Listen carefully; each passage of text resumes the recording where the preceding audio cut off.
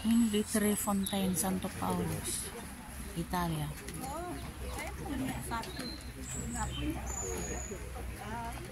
Pada saat Santo Paulus, apa sudah namanya? Aduh, lupa lagi nih bahasa Indonesia, pusing.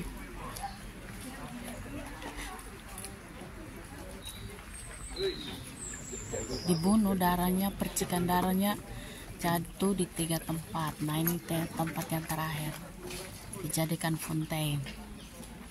Oke. Ini kita hari ini lagi ke sana, sebentar lagi kita ke tempatnya Santo Paulus. Grup kita sekitar 120 orang nih.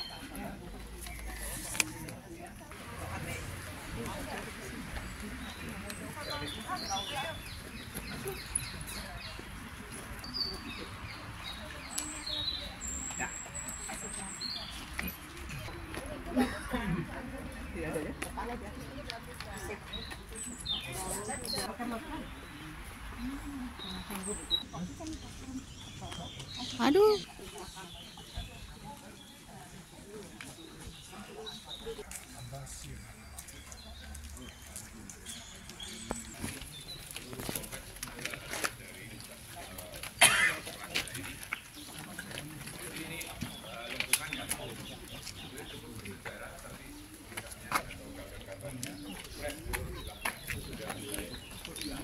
Itu gereja biara. Terus kemudian yang sebelah kanan itu ada gereja kecil namanya Scala Coeli. Ya, Scala Coeli karena artinya tangga surga, itu ada tangganya naik ke surga. Tapi kalau kita naik kita belum sampai surga ya. Belum. Sabar. Nah, di bagian dasar dari gereja itu ada penjaranya Santo Paulus sebelum dieksekusi. Dan lalu kita akan ke gereja yang utama. Saya harap sudah buka. Gereja utama itu tempat di mana Santo Paulus dipenggal kepalanya, lalu jatuh 3 kali. Dari tempat jatuhan itu menjadi sumber mata air. Maka disebut Tre Fontaine. Ya. Ya. Jadi silahkan dibaca-baca kira-kira cerita. Untuk saya yang menarik cerita yang di depan itu yang orang jarang sekali tahu, terutama orang Indonesia. Biasanya mereka hanya kesini, mereka melewati Buddha Maria Rivelazione. Nanti kita punya waktu sedikit ke sana, kita doa sebentar, lalu kita berangkat untuk jam 12 ikut misa di Santo Paulus. Dengan demikian kita punya banyak waktu, lebih banyak waktu untuk ke Vatikan, ya.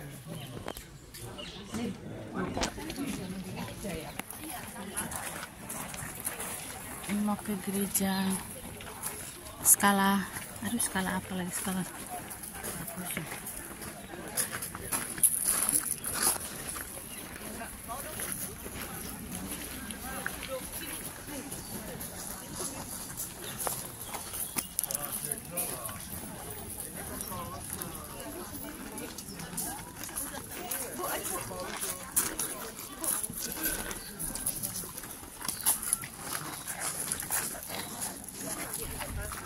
Ada 2 ini yang utama yang di sini.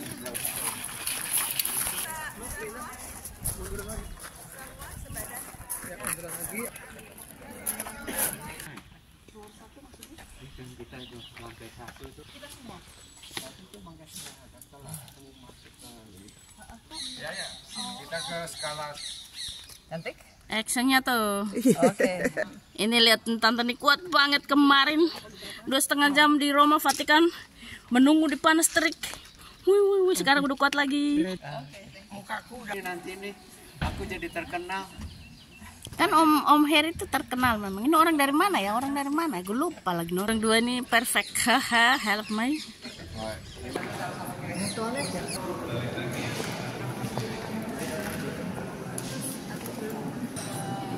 Ini dalam gereja Santo Paulus. Aduh, lihat tuh sudah banyak.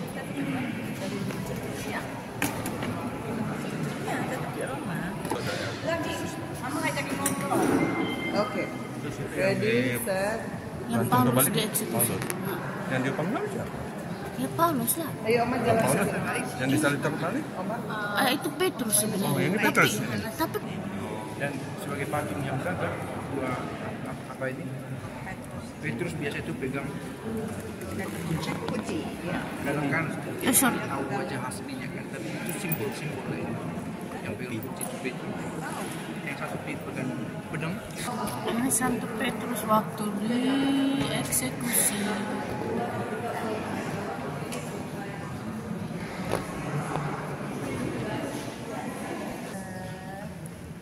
Santo Paulus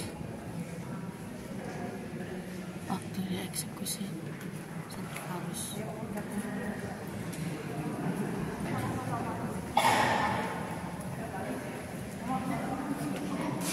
Ini tempat Santo Paulus dipenggal kepalanya.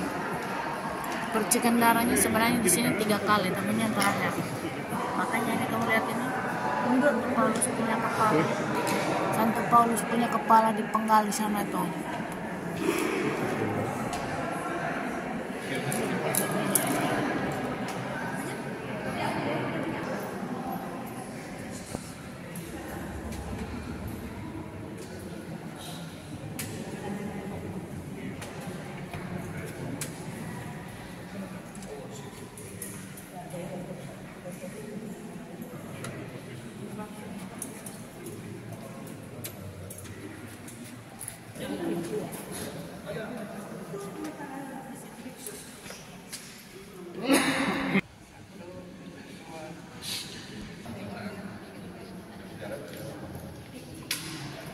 Kepala Santo Paulus dipenggal di tempat ini. Ini gerejanya. Tempat ulang ini percikan penggalan kepala Santo Paulus pertama di tempat ini. Dari percikan darah, percikan pertama di sini, kepala Paulus dipenggal.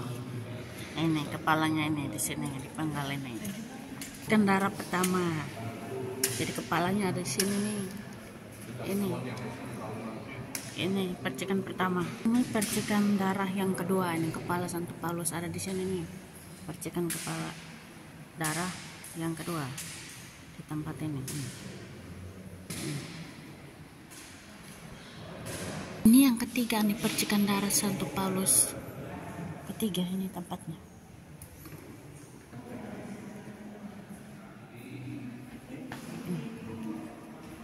Ketiga.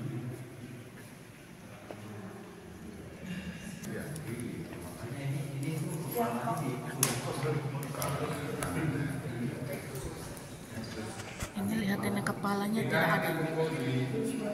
Santo Paulus kepala tidak. Santo Paulus doakan kami. Terima kasih karena Engkau telah mewartakan Injil di Korintus, Akropolis, dan semuanya sampai saat ini. Benediktus lagi.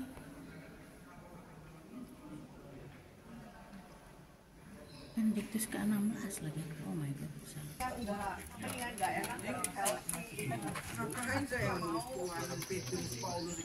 Kenapa kita mati gitu loh? Bukan untuk cari uang ya. Karena kalau kita mati cuma bilang bahwa saya berkristian.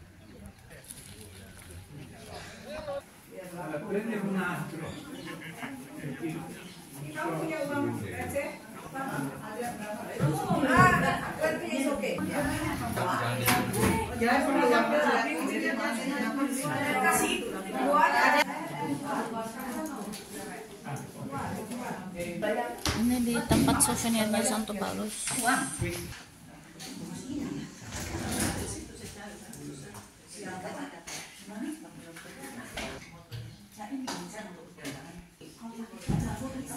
Tuhan Yesus, doakan kami perjalanan ziarah kami masih beberapa hari.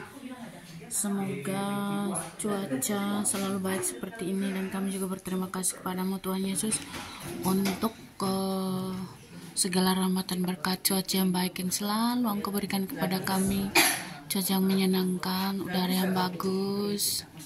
Terima kasih untuk perjalanan ziarah tahun jubileum 2025. Juga berterima kasih kepada Bapak Paus Fransiskus yang telah membuat tahun jubileum ini menjadi tahun yang mulia bagi semua umat di seluruh dunia, bahwa boleh datang mengunjungi Roma, kota Vatikan, kota bersejarah, kota iman. yang membuat jiwa dan raga kami merasa bahagia. Terima kasih Tuhan. Kami juga mau berdoa untuk orang-orang menderita di dunia ini, seperti Santo Paulus dipenggal kepalanya. Sampai saat ini pun Tuhan, Engkau tahu kalau saudara-saudari kami di salah satu bagian dunia dalam peperangan, mereka mengalami juga penderitaan seperti yang dialami oleh Santo Paulus. Santo Paulus, doakan umatmu dan terima kasih untuk kabar gembira yang telah Engkau wartakan yang sampai saat ini. Kami akan teruskan misi. Terima kasih, terima kasih, terima kasih. Kamu udah dikasih saya 25.